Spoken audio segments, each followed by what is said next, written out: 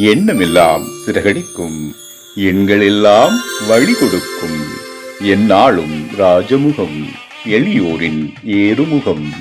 எந்த நிலை வந்தாலும் வந்த நிலை மாறாத நமது ராஜநிலை. Rajanilai TV, channel of astrology.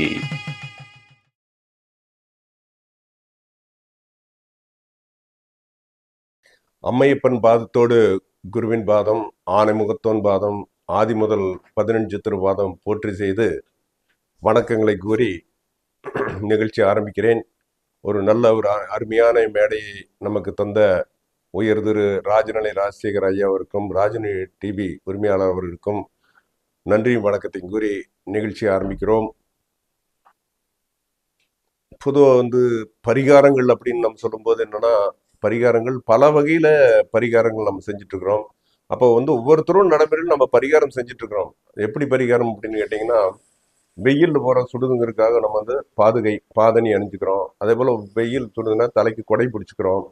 இது போல நடைமுறை வாழ்வில் ஒவ்வொன்றுக்குமே பரிகாரங்கள் நம்மளை அறியாமல் செஞ்சுட்டு தான் இருக்கோம். அதாவது எல்லாருமே உதாரணம் சொல்லுவாங்க, தாந்திரிக பரிகாரம் அப்படின்னு நம்ம ஒரு விஷயம் சொல்லும்போது மகாபாரத யுத்தத்துக்கு முன்னால ஒரு நாள் முன்னாலேயே என்ன பண்றாரு கிருஷ்ணர் போய் என்ன பண்றாரு அப்படின்னு கேட்டீங்கன்னா, தர்ப்பணம் கொடுக்குறாரு. பிதர்களுக்கு தர்ப்பணம் கொடுக்கும்போது என்ன பண்றாரு, உடனே அவர் யாருன்னா சூரியன் சந்திரன் 2 பேர் வராங்க. கண்ணா, நாங்க 2 பேரும் நாளைக்கு தான் சந்திக்கிறோம், இன்னைக்கு எப்படி நீ தர்ப்பணம் கொடுக்கலாம் அப்படின்னு சொல்லி ஒரு விஷயம் கேட்கும்போது அவங்க சொல்றாங்க, என்ன சொல்றாருன்னா, கண்ணா எப்ப நீங்க 2 பேரும் முன்னால்தான் இருக்கிறீங்க அப்படின்னு சொன்னாங்களாமா. அதான் விதியை மாத்துறதுங்கிறது ஒரு விஷயம் அதுதான் பரிகாரங்கள். சின்ன சின்ன விஷயங்கள். ஒரு எறும்பு வரணும்னா 2 சர்க்கரை போட்டை வந்துடும். இதுதான் ஒரு ஒரு விஷயம், சின்ன விஷயம். ஆனால் இந்த சின்ன விஷயம் மிகப்பெரிய ஒரு பலனை கொடுக்கக்கூடிய அமைப்புல பலன்கள் நம்மளுக்கு தரும். இப்போ பொதுவாக என்னன்னா, பரிகாரங்கள் அப்படிங்கிறது நடைமுறையில் ஒவ்வொருத்தரும் ஒவ்வொரு விதமா பண்ணா, இப்போ நம்ம பொறுத்தளவு ரொம்ப சிம்பிளா இருக்கணும்னு ஆசைப்பட்டு நம்ம அந்த பரிகாரங்கள் பண்றோம். உதாரணம் எடுத்தோம்னா, நவகிரகங்கள் அப்படின்னு எடுத்தோம்னா, நவகிரகங்களுக்கு பிரீதி வழிபாடு அப்படிங்கிறது ஏன்னா ஒவ்வொரு கிரகங்களும் ஒரு இறை அமைப்பு இல்லைன்னா அந்த கிரகங்கள் ஒரு பெருசா வலுவா வரக்கு வாய்ப்பு இல்லை. அதாவது சூரியன் சிவனோட அம்சம், சந்திரன் சக்தியோட அம்சம், செவ்வாய் முருகனோட அம்சம். இப்ப ஒவ்வொரு கிரகங்களும் தெய்வ நிலையில் உட்கார்க்கிற விஷயம். இப்ப சனீஸ்வரன் அப்படிங்கிற மாதிரிதான் சொல்றாங்க, சனி பிடிச்சிடுது அப்படின்னு எல்லாம் சொல்றாங்களுடைய. ஆனா அவர் ஈஸ்வர பட்டம் வாங்கினவர். அப்ப ஒரு விஷயம் எப்படி நடக்குது அப்படின்னு கேட்டீங்கன்னா, அவர் மிகப்பெரிய நிலையை கொடுக்கக்கூடிய அமைப்பு கொடுத்தது பூராமே அந்த 9 கோள்களோட அடிப்படையில் வர்றதுதான் ஜோதிடம். அதே மாதிரிதான் பரிகாரங்களும் அதே மாதிரிதான்.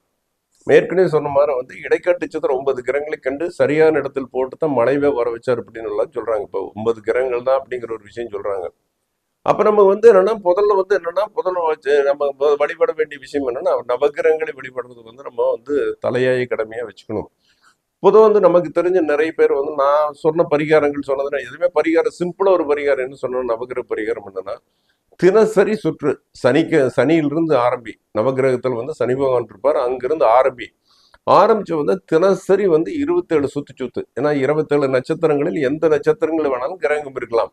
அதனால 27 சுத்து அப்படின்னு சொல்லி நம்ம ஒரு நண்பர் ஒருத்தருக்கு சொன்னேன். அவர் கண்டினியூ என்ன பண்ணாரு, 108 நாள் சுத்தினாரு. ஒரு நாள் 108 நாள் சுத்தினாரு. அப்புறம் அதுக்கு பிறகு அதோட மாற்றங்கள் அப்படியே 108 சுத்தினா ஏறக்குறைய இப்போ ஒரு 10 ஆண்டு காலமா சுத்திட்டு இருக்காரு. 10 வருஷம் 15 வருஷமா நம்ம சொன்னாப்புல பிடிச்சது சுத்திட்டு இருக்காரு. அப்ப வளர்ச்சிங்கிறது என்ன அப்படின்னா, 9 கிரகங்களை தொடும்போது தானே வளர்ச்சியானது வரும் அப்படிங்கிறது. பரிகாரங்கிறது இது இயல்பான பரிகாரங்கள், விதி மாத்திர பரிகாரங்கள் அல்ல. இதெல்லாம் ஒரு விஷயம். கர்மாங்கிறது அவரவர் தமக்குமுள்ள ஆயுசும் தொழிலும் பொருளும் இவர்களின் வித்தை செல்வம் 7ம் தவமுடைய பிரம்மதேவன் சிவனுடைய அருணினாலே கர்ப்பத்திலே நிச்சயிப்பான் அப்படின்னு ஒரு விஷயங்கள் வருது. அப்ப ஆல்ரெடி டிசைடட் பரிகாரங்கள் தான் ஒழிய வேற எதுவுமே அந்த ஒரு விதி கொடுக்கப்பட்டது ஆல்ரெடி முடிவு செய்யப்பட்டு தான் நம்மளுக்கு கொடுக்கப்படுகிறதுங்கிறது எந்த ஒரு மாற்றம் இல்லை. ஸோ இதுல ஜெயிக்கிறதுக்குங்கிறது என்ன விஷயம் அப்படின்னு கேட்டீங்கன்னா, நம்மளுக்கு இப்ப அன்றாடம் ஒரு சின்ன சின்ன விஷயங்கள் தான் நமக்கு எந்த சமயத்துல பண்ணணுங்கிற விஷயம் இருக்குது, அது எந்த நேரத்தில் பண்ணணுங்கிற ஒரு விஷயம் இருக்குது. உதாரணம் நம்ம சொன்னோம்னா, பரிகாரம் செய்யறதுக்கு ஒரு ஏற்ற நேரம் அப்படிங்கிற ஒரு விஷயம் எடுத்துன்னா, முதல் அந்தந்த கிழமைகளோட ஓரைகள். இப்ப முதல்ல சூரியனுக்கு பண்ணோம்னா முதல்ல சூரியன் வரை செய்யலாம். சந்திரனுக்கு பண்ணோம்னா அன்னைக்கு காலையில வரக்கூடிய முதல் சந்திரன் வரை. செவ்வாய்க்கு பண்ணோம்னா அந்த காலையில வரக்கூடிய செவ்வாய் வரை. அதே மாதிரி புதனுக்கு அன்று காலையில் வரக்கூடிய இந்த 6 to 8 முதல் ஓரை தான் அந்த கிரகங்களுடைய ஒரு வலுப்பெற்ற நேரம் அப்படின்னு சொல்லிடலாம். அப்ப மற்றது வர்றதை விட பொதுவாக ஒரு கணக்கு என்ன அப்படின்னு கேட்டீங்கன்னா, இந்த முதல் ஜாமம் அப்படின்னு சொல்லக்கூடிய பஞ்சபிச்சர் சொல்லக்கூடிய இந்த 2 மணி 24 நிமிஷம் அப்படிங்கிற ஜாமத்தில் நம்ம வழிபாடு பண்றது பூராமே வெற்றி தரும் அப்படின்னு சொல்லலாம். இப்ப பெரும்பாலும் பாருங்க தமிழ்நாட்டை தவிர மற்ற தமிழ்நாட்டிலையும் கோயிலுக்கு நிறைய பேர் போயிட்டு இருக்காங்க. ஆனா இருந்தாலும் இந்த கேரள பகுதியில வந்து கேரள 5 மணிக்கெல்லாம் கோயிலுக்கு போயிடுவாங்க. சூரிய உதயத்துக்கு முன்னே கோயிலுக்கு போய் அந்த வழிபாடுங்கிற ஒரு விஷயத்துக்கு வந்து வந்துருவாங்க. அப்ப அந்த பிரம்ம நேரத்தில் நம்ம செய்யக்கூடிய வழிபாடுகள் வந்து முழு வெற்றி தரும் அப்படிங்கிறது எந்த விதமான மாற்றம் இல்லை. அது எந்த தெய்வத்தை வழிபாடுனாலும் தெய்வத்துடைய பரிபூர்ண கடாட்சம் நம்மளுக்கு கிடைக்கும். ரெண்டாவது, நம்ம எந்திரிச்சு ஃப்ரெஷ்ஷா போறோம், எந்திரிக்கிறோம், குளிக்கிறோம், ஆக்டிவா இருக்கிறோம். இப்போ ஈவினிங் எல்லாம் போகும்போது அந்த அளவுக்கு வேகமா இருக்கு அப்படிங்கிற விஷயம் சொல்ல முடியாது இல்லைங்களா? அப்ப நம்ம என்ன பண்றோம்னா, பொதுவாக வந்து காலையில ஆக்டிவா இருப்போம். எந்திரிச்சதையுமே என்ன பண்ணுவோம், குளிச்சு முடிச்சு ரொம்ப ரெஃப்ரெஷ் ஆகிக்கலாம் காலையில் நேரமானது. அப்ப என்னன்னா நம்ம வந்து என்னன்னா இது நாள் வரைக்கும் என்ன பண்ணுங்கன்னா ஒவ்வொருத்தரோட கணக்கிலும் என்ன பண்ணுது அப்படின்னு கேட்டீங்கன்னா, அந்த வழிபாட்டு முறைகள் வந்து மாறுது. இப்ப நம்ம வந்து என்ன பண்றாங்க, அவங்க எப்ப தோணுதோ அப்ப செய்யறாங்க. ரெண்டாவது, பரிகாரமே வந்து ஜோசியம் சொன்னா தான் பரிகாரத்துக்கு போகக்கூடிய சூழ்நிலை. இயல்புல வந்து அவங்களா போறாங்கன்னு இல்லை. ஒரு தோஷம் இருக்குது, திருமண தோஷம், புத்திர தோஷம், கலத்திர தோஷம், ஏதாவது சொல்லும் பொழுது அவங்களுக்கா வந்து தோணியெல்லாம் யாருமே வழிபாடு பண்றதில்ல. அது ஒவ்வொரு விஷயங்களும், அதாவது இறந்து போனவங்களுக்கு தர்ப்பணம் கொடுக்கணும் அப்படிங்கிற விஷயம் முதல் கொண்டு, குலதெய்வ வழிபாடு செய்யணுங்கிற முதல் கொண்டு எல்லாம் அவங்களுக்கு ஒரு ஜோசியர் சொல்லித்தான் தெரிய வேண்டியிருக்கு. குலதெய்வம் எத்தனை பேர் இயல்பா குலதெய்வம் போயிட்டு இருக்காங்க? நிறைய பேர் குலதெய்வம் இருக்குதுன்னு சொல்றாங்க, குலதெய்வத்துக்கு போறதில்ல, குலதெய்வம் என்ன தெரியாம போயிடுதுன்னு சொல்லக்கூடிய சூழ்நிலை நிறைய இருக்கிறோம். அதே மாதிரி அதுக்கு வந்து பிரசன்ன முறையில் தொழில் பார்த்து சொல்றாங்க. அதே போல இறந்தவங்களுக்கு திதி கொடுக்கணும் அப்படிங்கிற ஒரு விஷயம் எல்லாம் வருது. அப்ப இதெல்லாம் என்ன, யாரு இந்த விஷயம் எல்லாம் அவங்களா செய்யணும். ஆனா அவங்க செய்யறது கிடையாது. இதுக்கு என்ன, இதுக்கு ஒரு ஒரு சொல்லக்கூடிய ஒரு ஆள் வந்து ஜோதிடர் அப்படிங்கிறத சொல்ல முடியும். அப்போ ஒருத்தரோட வாழ்க்கையை வந்து மாற்றக்கூடியதல்ல, அவங்களுக்கு வந்து சரியான முறையில் நடைபெற்று கொடுக்கறதுக்கு வந்து யார் வேணும் அப்படின்னு கேட்டீங்கன்னா ஒரு ஜோதிடர் வந்து கண்டிப்பா தேவை இருக்குது. அப்ப ஜோதிடர்களுக்கு என்ன பண்ணா 9 கிரகத்தையும் நம்ம வந்து சொல்லணும். 9 கிரகங்களும் ஒன்னா, இது சனி சரியில்லை, ராகு சரியில்லைன்னு சொல்றது 9 கிரகம் வந்து இந்த கிரகத்துடைய மோசமா சொல்லாம பழகினாவே போதும். முதல்ல ஒரு ஒரு அடிப்படையில எது சரியில்லை, ஏழரை சரியில்லை, அதாவது சரி இல்லைன்னே சொல்ல முடியாது. அது வந்து அதான் சொல்லுங்களேன், ஆல்ரெடி வந்து ஒருத்தனுக்கு ஜனனி ஜென்ம சவிக்கனம் வருதனி குலசம்பதாம் பதவி பூர்வ புண்ணி நாமம், பூர்வ புண்ணியத்தில் நம்ம என்ன செஞ்சோமோ அதுதான் வந்து விதிக்கப்பட்டது அப்படின்னு சொல்லும்போது நம்ம எப்படி விதியை மாற்ற முடியும்? ஸோ வந்து அது மாதிரி இருக்குது. ஆனா இருந்தாலும் வழிபாடுதல் நம்மளுக்கு ஒரு மாற்றத்தை தரும். தெய்வ வழிபாடுகள் அப்படிங்கிறது வந்து நிச்சயம் மாற்றம் தரும். அது நவக்கிரக வழிபாடு நிச்சயம் மாற்றம் தரும் அப்படின்னு சொல்லிடலாங்க. அப்போ கோயிலுக்கு போகும்போது என்ன பண்றோம், முதல்ல போகிறோம், கைகள் கழுவுறோம், குளிக்கிறோம். பொதுவாக எந்த இடத்துல போனாலும் அந்த கோயிலில் வந்து குளிச்சு பழகணும். அந்த இருக்கிற கோயிலில் வந்து அந்த ஸ்தலத்தில் உள்ள நீரில் வந்து நம்ம வந்து குளிச்சு பழகணும். குளிச்சு பழகினாவே வாழ்க்கையில் மாற்றம் வந்துடும். நம்ம என்ன பண்றோம், பெரும்பாலுமே தண்ணி ஒரு சிலர் தொளிக்கிறது உண்டு, அது அவங்க வசதியை பொறுத்தளவு. ஆனா பொதுவாக குளிச்சிட்டோம்னா மிகப்பெரிய மாற்றம் கிடைக்கக்கூடிய சூழ்நிலையில் போறது வந்து குளிக்கிறது. இது வந்து யார் யார் கடைப்பிடிக்கிறாங்களோ அவங்க வந்து நிச்சயம் வந்து நல்ல இடத்துக்கு போகக்கூடிய அமைப்பு நிறைய பேர் பார்க்கணும். இப்போ உதாரணம் வந்து பழனியே போனா வந்து திருவான்குடி போறாங்க, சரவண பொய்கள் குளிச்சுட்டு தான் உள்ள வந்து போகணுங்கிற விஷயம் இருக்கு. இப்ப நம்ம அப்படியே அதை போறாங்க, எல்லாருமே போயிட்டு இருக்காங்க இல்லைங்களா? அதே போல எந்த ஊர் போனாலுமே, ஒரு உதாரணம் வந்து திருச்செந்தூர் போறாங்க. அப்ப திருச்செந்தூர் போனாங்க, எப்படி போறாங்க அவங்க? திருச்செந்தூர் போகக்கூடியவங்களுமே அங்க போய் கடல்ல குளிக்கிறாங்க, அந்த புனிதமான தீர்த்தத்தில் குளிக்கிறாங்க, குளிச்சுட்டு தெய்வத்தை வழிபடுறாங்க. அப்போ கடல் தீர்த்தம் முடிஞ்சது. மற்ற கோயில்களுக்கு எங்க போய் குளிக்கிறாங்க? இப்ப திருப்பதியே போனா போய் குளிக்கணும், அங்க ரூம் எடுத்து தங்கி குளிச்சுட்டு அப்புறம் தான் தெய்வத்தை வழிபடணும். அப்ப வந்து அந்த தெய்வத்தோட வழிபாடு, அந்த தெய்வத்தோட அமைப்பு வந்து நம்ம அங்க இருக்க தண்ணி பட்டால் தான் நம்ம புனிதப்படுத்துகிறோம் அப்படிங்கிற ஒரு விஷயம் இருக்குது. அந்த தண்ணி தான் வந்து ஒருத்தர் வாழ்க்கையிலேயே மிகப்பெரிய மாற்றத்தை ஏற்படுத்தக்கூடிய தண்ணி தான். அதை நமக்கு ஒவ்வொரு முதல்ல வந்து அந்த புஷ்கர தீர்த்தம் நம்ம சொல்லுவோம். புஷ்கர தீர்த்தம்ங்கிறது ஒவ்வொரு கோயில் இருக்கக்கூடிய ஒரு புண்ணிய தீர்த்தங்கள் அப்படின்னு சொல்லுவாங்க. புண்ணிய தீர்த்தங்கள் சொல்லுவாங்க. இப்ப நம்ம அங்கேயே போறீங்க, புண்ணிய தீர்த்தம் தானே. அப்ப அந்த தண்ணியில் விடும்போது நம்முடைய தோஷங்கள் போகுது அல்லவா? அதுக்கு வேண்டி தான் லட்சக்கணக்கான பேர், கோடிக்கணக்கான பேர் போயிட்டு இருக்கிறோம். இது எப்ப பூமி தோண்டுச்சோ அப்ப இருந்து அந்த தீர்த்த வழிபாடுகள் இருக்குல்லவா? அப்ப கங்கை எதுக்கு போறோம், காசி எதுக்கு போறோம்? அந்த தண்ணி நம்ம மேல படணும் அல்லவா? அப்ப நம்ம என்ன பண்றோம், எந்த கோயிலுக்கு போனாலும் பாபநாசம் போறோம். இது எல்லாமே வழிகாட்டுக்காரு ஜோசியர் வேணும் அப்படிங்கிற விஷயம் இருக்கு. அப்ப இதுல என்னன்னா பரிகாரங்கள் அப்படிங்கிற போது, நவகிரகத்து பரிகாரங்கள் அப்படிங்கிற போது என்னன்னா, சூரியனுக்கு காலையில எழுந்திரிச்சு குட் மார்னிங் சொன்னாலே போதுமானது. கையெடுத்து 2 கும்பிட்டாலே போதுமானது. சூரியனுடைய அந்த இளங்கதிர் சிவந்த நிறத்தில் வரக்கூடிய சூழ்நிலையில நம்ம வந்து அந்த வழிபாடு வந்தா ரொம்ப நல்லா இருக்கும்.